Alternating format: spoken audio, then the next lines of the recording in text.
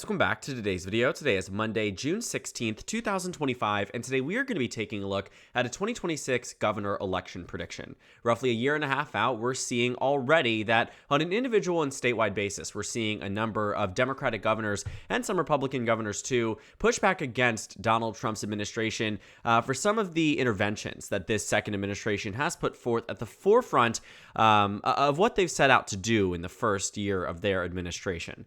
Anything ranging from intervention on student campuses to political protest, all the way to mass deportations. We are seeing that a statewide level response seems to be the only real tangible way that we are seeing consistent pushback against this administration. With Republicans controlling the House of Representatives and controlling the United States Senate, it's quite difficult to see how anywhere on the national level there will be any type of intervention from that part of the legislature, that part of the executive branch, and honestly, even speaking, the judicial. And so looking at what matters now, largely to the opposition party, which are the Democrats in this set of circumstances, the governor races are all too important.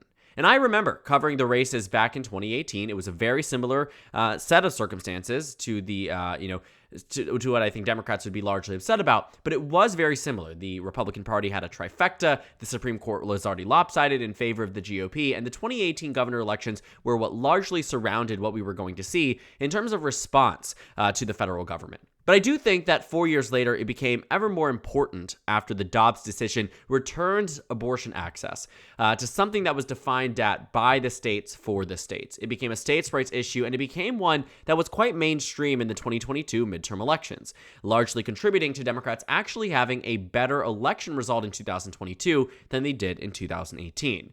And I know that might be shocking to think about, right? We remember that 2018 was a very good year for Democrats, and that 2022 was not so good of a year for Democrats that would eventually lead to their loss 2 years later. But again, when issues become very localized and people care a lot on the statewide level, you find some very interesting results.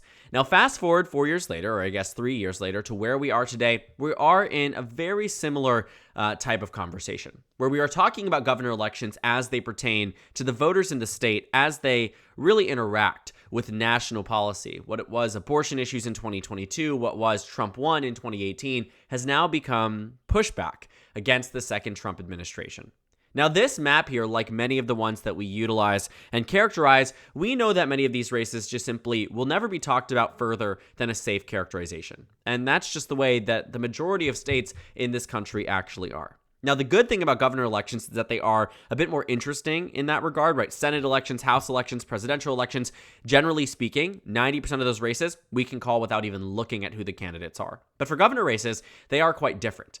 What you might notice is that in 2018, when I brought up that map, that Democrats were winning in some red states and Republicans were winning in some blue states. My home state of Maryland, which was one of the most Democratic states in the nation, voted for the Republican governor, Larry Hogan, by 12 percentage points in 2018. On the flip side, the state of Kansas, which had just voted for Donald Trump in 2016 by 20 points, voted for a Democrat by 5. And so governor elections provide a bit of a difference in terms of how we typically approach elections and typically approach predictions, but we still do have a good set of safe states on the Democratic and Republican side that, just generally speaking, we already know how they're going to vote, regardless of who runs on the opposition side. So states like Illinois and California and Massachusetts, generally speaking, are not going to deviate and vote for the Republican Party, at least not in 2026. Maybe with a fluke type of election. But already given that we are working into this race, working into this election with the understanding that there will be heightened pushback against the Trump administration coming off the electoral history of the first Trump administration, we generally know that many of these states just simply won't even be competed in by the Republican Party because they know they're pretty much doomed in many of these races. Now, that isn't to say that Republicans don't have their fair share of states that they would like to really vie for and do have strongholds in, states like Idaho and Wyoming, South Dakota, Nebraska, Oklahoma, all states that we generally know are going to go to the Republican Party by a pretty consistent amount. When you take a look at Arkansas, Tennessee, Alabama, South Carolina, these are states that, generally speaking, we won't see encroached upon by the Democratic Party because of the fact that these states are so solidly conservative. And especially when it comes down to a local governance level, many of these states, and same on the Democratic side, might be slightly more willing to deviate a bit on the presidential level. But in the day and age of Donald Trump, and largely speaking, conversation around who will work with Donald Trump, who will benefit Donald Trump's administration, who will push back against Trump's administration, is where you will see that in some of these states, there is a bit of overemphasis for Republican candidates and overemphasis for Democratic candidates. So you might find that many of these voters in 2026 that are in safe red states actually do largely agree with the Trump administration's agenda, and consequently will elect a Republican governor by a pretty substantive amount, largely the same amount that they elected Donald Trump by in the last election. So that brings us to 9 seats for the, actually not 9, really 10. Vermont, I know, big shocker there, voted for Kamala Harris by 30 points. Safe red state on the governor level. But that brings us to Republicans being at 10 seats, Democrats at 9. And I know you might be shocked to see some of these states, namely Florida or New York or Texas, not already characterized as safe states.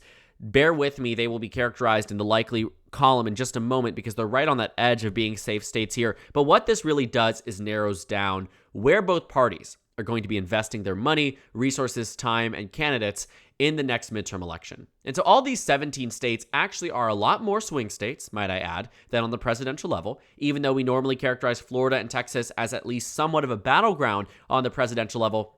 There's way more this time around. And so when you think about the 17 races here, Democrats and Republicans are arguably going to be competing in a lot of them. Many of them they don't really need to worry about, but in fluke and weirder circumstances in American politics, we could see that the opposition party might just narrowly eke by. Things have happened in 2018 and 2022 that are similar in terms of circumstance. So I want to address those states quickly, and then we'll get into the ones that I think are actually going to be taking the oxygen, nearly 99% of the political coverage, the money, all of these things. So like I said, I already said Texas, New York, Florida, all states that I think are going to share a characterization in terms of margin. These are likely states. And what I think we're going to see here is that Democrats are probably going to win states like New York, and Republicans are likely going to win states like Florida and Texas by double digits. It's probably going to be on the upper end, nearing 15 points. But the reason I keep New York a little bit lower is because it was so close in 2022. I think Democrats will be tremendously benefited by the fact that it will be a Dem-leaning midterm year. But for Florida and Texas, even with this Dem-leaning midterm year, I don't think they're going to bring Texas under 10. I don't think they're going to bring Florida under 10. Ron DeSantis' wife, Casey DeSantis, is likely to run in that race. Byron Donalds is already running in that race. So both of the candidates there, don't imagine lose the state by, don't win the state by less than 10. I think it'll be more than 10. In Texas, Greg Abbott can pretty much run for as long as he'd like. He'll do well there. And in New York, Kathy Hochul, despite being challenged by her own lieutenant governor, has largely been making a more national profile for herself as of late, especially in opposition to the Trump administration. And the polling there is indicating that she will likely win that nomination. I think she's on the weaker side, generally speaking, of this political spectrum of who can win in 2026, but it's New York. It's a state that voted for Kamala Harris by double digits. Democrats are not going to lose it. So that brings Democrats to 10, Republicans to 12 here. Republicans also still have another likely state that they can count on in the state of Alaska. Keep your eye on that one, though. If Mary Peltola, the former U.S. representative, decides to enter into that race, I think Democrats are also going to have some of their own states that we can characterize as likely. The reason I was a bit more waiting to actually characterize them is largely because I think these are states that will be a bit closer, but still likely, right? Meaning I think Tim Walz will win in Minnesota by roughly 9 points. Is that the same as a 14-point victory? Absolutely not. But they share a characterization. It's likely to go for the Democratic Party. In an outsized midterm year for Republicans, yes, a Republican could win Minnesota. And maybe in a fluke, there's a 5% chance they win in Minnesota. In a safe state, it's a 1% chance, if not less. So Minnesota, I think, shares a likely blue characterization the same way Alaska shares a likely red one. Maine, likely blue as well. I think Democrats have a very stacked bench on the governor's race. I think many of them are hoping one of them hops over to the Senate race, but right now Maine pretty much stays in the Democratic column. New Mexico, also going to be a likely blue state. Now, the last state I'll characterize as likely for the Democratic Party is the state of Pennsylvania. Josh Shapiro right now doesn't seem to be facing formidable opponents on the Republican side. Simultaneously, he's popular. He was elected by a lot in 2022, and I get it. Those circumstances were different than they are in 2026. But Democratic-leaning year reminds me a lot of 2018. If we go back to look at that race, you'll see Pennsylvania went to Governor Tom Wolf by 17.1% against Scott Wagner. So this is a race that certainly can be won by double digits. I think Josh Shapiro will be the one to do it in this midterm. The last state I'd characterize, or the last two states I'd characterize in the likely column, and then we're really getting into competitive territory, much more competitive territory rather, are the states of New Hampshire and Ohio.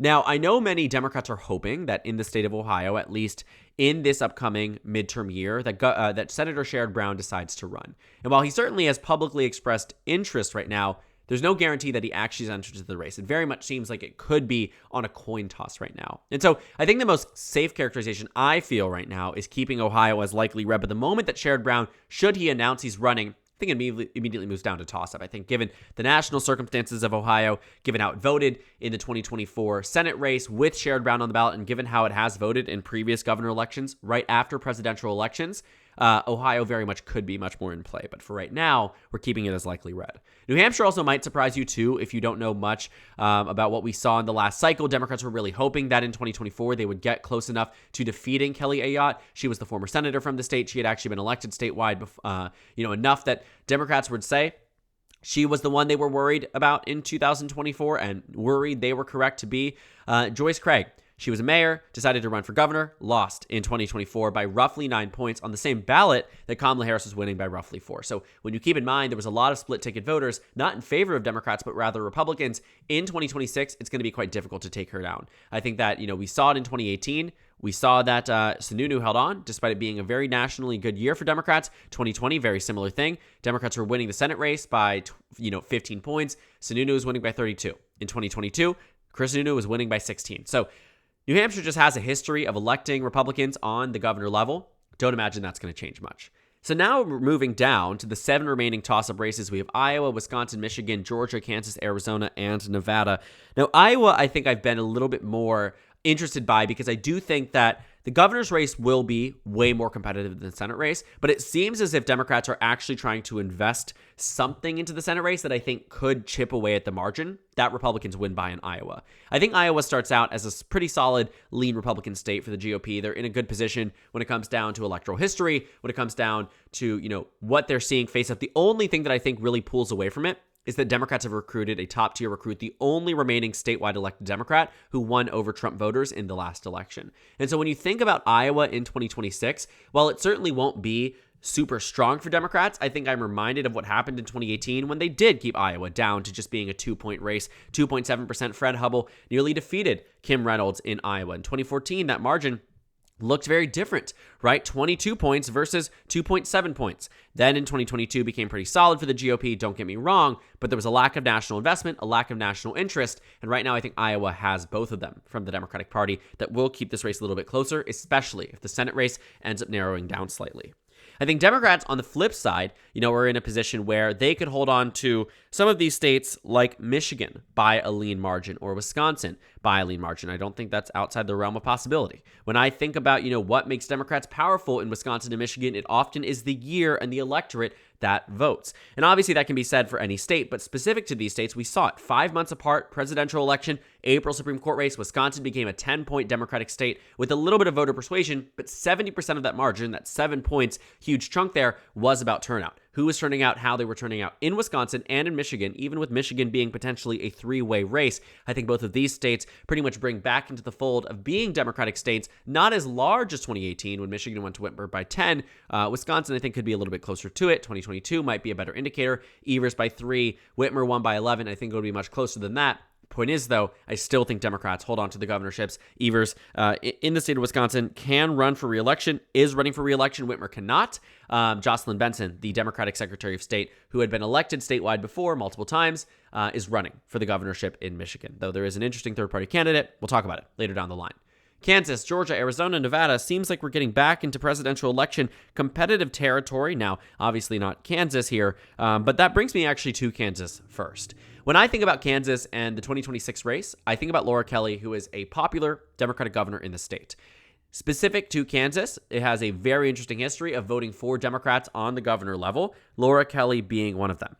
The Democrats right now don't seem to be in a position where they have the best candidates running. The lieutenant governor can run in 2026, but he has yet to announce that he will. And there's a lot of anticipation that Democrats will have a good candidate because on the Republican side right now, it very much seems that if they are able to get things, done underway and correct, they could be able to hold on to the governorship yet again for another 4 years, right? Circumstances, similar things that set up Laura Kelly to win in 2018. But there's no guarantee. And I think based off who's running right now, Kansas is a lean Republican state. It puts them at 17, Democrats at 16, which really focuses, first of all, Kansas becomes a flip in favor of Republicans, but that puts the focus down to some of the very same states that we talked about in the last presidential election: Nevada, Arizona, and Georgia. And I think that in these states right now that, incumbency really does take precedence. When I think about what's happening in Arizona and Nevada, you largely would come off the last election assuming that Republicans would likely win both. Arizona went to Trump by 6 points, Nevada by 3, and it would make sense given that Nevada has an incumbent Republican governor. Now, on the Democratic side, it looks like the Nevada Attorney General is going to run, and I think that will be a very competitive race. At the same time, Joe Lombardo isn't exactly unpopular. He's largely tempered by a Democratic majority in the state legislature, and in terms of effective reach across the state, Joe Lombardo has been making a more popular name for himself than when he won his race 4 years ago. And when I think about that, I do think that incumbency matters a lot. I do think that 2026 will be a good year for Democrats. But even in Arizona in 2018, the Republican governor, Doug Ducey, won by 13 points on the same ballot that Democrats won the Senate race by 2.4%. And when you think about that 15-point of essential crossover support of people who voted for a Democratic candidate, for Senate, but were voting for, a Republican governor, these things happen. And even if with the right candidate and the right time, it doesn't always mean that you're taking down any type of Republican in an off year. The right type of Republican can win, and right now, Joe Lombardo is that. In Arizona, on the flip side, I think we're seeing something similar really pan out. In Arizona, it's going to be a race ultimately on the Republican side between Andy Biggs and Karen Taylor Robson. Although Karen Taylor Robson was largely the Mike Pence, more pragmatic, more moderate approach to GOP governance in 2022, she shifted quite tremendously towards being a MAGA, pro-Trump GOP candidate. Andy Biggs, right now in the race, is co-endorsed, but also not someone who can win the election to the same extent that Karen Taylor Robson could. Karen Taylor Robson could have easily won in 2022.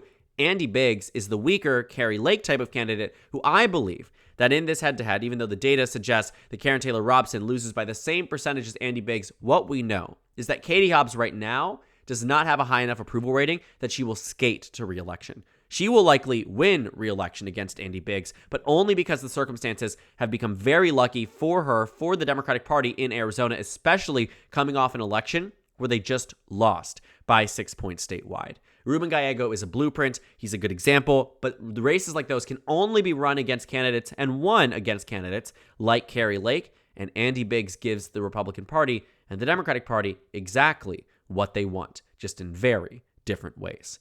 And in the final state here in Georgia, this is the one that I've really struggled with the most in understanding what might happen. We recently saw that Keisha Lance Bottoms, the former mayor of Georgia, she also worked in Biden's administration, decided that she's running for governor. That's a very big deal because Lucy McBath, who originally had intended to run, decided to pull back, citing her husband's health. Now, Stacey Abrams also seems to be considering that she might run, but here's what we know. That in terms of how people dissect this race, there's not a lot of substantive polling. There's not a lot of substantive candidates besides Keisha Lance Bottoms, and it's going to be a race through this primary as to who can be the most electable. Right now, the idea is that it would be Lucy McBath, who would be the most electable across the state based off of electoral history and also just to the point of name ID and who could unify the Democratic Party. Stacey Abrams largely is seen as someone who might lose this election again. Keisha Lance Bottoms isn't somebody who's been tested statewide just yet. And so when we think about 2026, the Republicans have their state attorney general. It could be a very interesting race because of the fact that Republicans have their state attorney general. And when I think about what happens with Chris Carr, and when you think about how he runs in 2022, or how he ran in 2022, he largely avoided the fray of being, dragged down by Herschel Walker. At the same time, isn't somebody that is perceived as being too extreme, at least not yet, by the Georgia electorate, which means that he would be in a pretty good position to win this race. Today, I call the race Georgia as a lean Republican state and slightly out of reach for the National Democratic Party. And so that brings us here. 19 seats for the GOP, 17 for the Democrats. The only real flip here coming out of the state of Kansas. The rest, largely the same. Democrats are in a position where they could make improvements. They could win Nevada. They could win Kansas. They could win Georgia. And they could win Iowa in the best case scenario. The right circumstances, the right moment, a Democrat +8 national environment, maybe it can happen. But here's where we're at. 19 for the Republicans, 17 for the Democrats. It's a close and competitive race across the board in many, many battleground states. And it will only continue to be so over the next year and a half. Watch your eyes on it because the governor races are likely going to be the most important in these upcoming midterm years. So thank you guys so much for watching this video. Make sure to comment down suggestions below. Subscribe on the left if you haven't already, and check out the Instagram and Twitter. At the bottom left of the screen, there's also a Discord server for you to go ahead and join. On the screen, there's a video for you to watch, and then a playlist for my 2026 governor election analysis videos. Again, thank you guys so much for watching, and I will see you all tomorrow.